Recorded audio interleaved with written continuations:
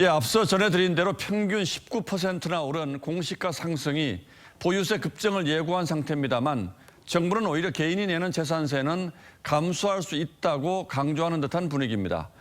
세금을 매기는 기준이 높아지는데 세금은 줄어든다? 이게 가능한 얘기인지 그 이유를 지금부터 따져보겠습니다. 자, 윤슬기 기자. 네. 공시가가 전국적으로 다 올랐다고 하는데 세금은 줄어들 수 있다. 이건 무슨 얘기입니까? 정부는 구체적인 예를 들어 설명했는데요.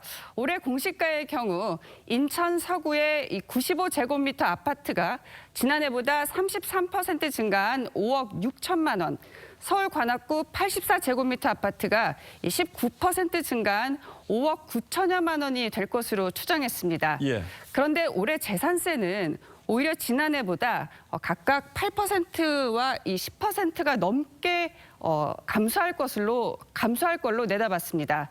바로 이 공시가 6억 원 이하 주택은 1주택자 기준으로 올해부터 재산세율이 인하되기 때문이죠. 그러니까 공시가가 아무리 뛰어도 이 6억 원을 넘지 않으면 오히려 재산세 특례 대상이 되는 거죠. 그 비밀은 6억 원이라는 가격에 있군요. 그렇습니다. 그런데 이런 혜택을 받는 아파트들이 계속해서 이런 혜택을 받으려면 이 공시가가 6억 원 아래로 머물러야 되는데 내년에도 이게 가능한 얘기입니까? 정부가 예로 든 서울 관악구 아파트의 경우 공시가가 지난해 4억 9,700만 원에서 올해 5억 9,200만 원이 됐는데요. 그럼에도 이 주택시장 전체의 현실화율, 즉 공시가가 시세를 반영하는 비율은 70.2%에 그칩니다. 이 현실화율을 짧게는 5년 내 90%까지 올린다는 게 정부의 목표죠. 따라서 이미 6억 원 턱밑까지 온 이 아파트의 공시가가 내년에 6억 원을 넘는다는 건 뭐 기정사실이라고 봐야겠죠. 그러니까 집값은 그대로 있더라도 이 공시가의 시가 반영률이 계속 높아지기 때문에 앞으로 이 재산세 특례를 받는 가구 수는 계속 줄겠군요. 이미 그런 추세가 나타나고 있습니다.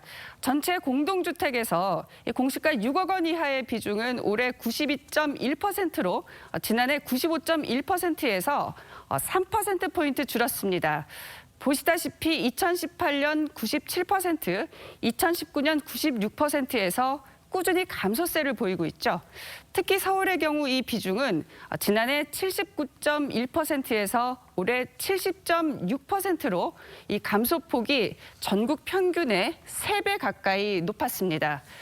공시가 급등으로 세금 특례 대상 주택이 크게 감소하는 것 아니냐는 질문에 정부는 6억 이하 주택이 여전히 이 92.1% 대부분에 해당한다고 했습니다. 그러니까 지금으로서는 부동산 세금이 아무리 올라도 집 가진 사람의 90% 이상은 사실상 남의 일이니까 큰 반발하지 않는다. 이게 정부 여당의 생각이겠군요.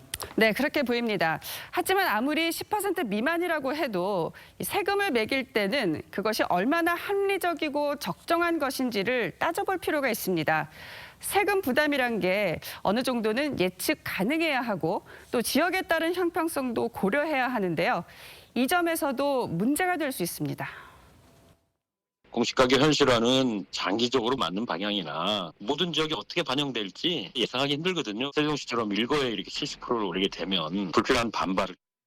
자, 그러니까 이번에 특히 세금이 많이 오른 세종시 주민들이 우리가 언제 집값 올려달라고 했느냐 이렇게 하소연하는 것도 일리가 있는 얘기군요. 그렇습니다. 예, 윤슬기 기자 잘 들었습니다.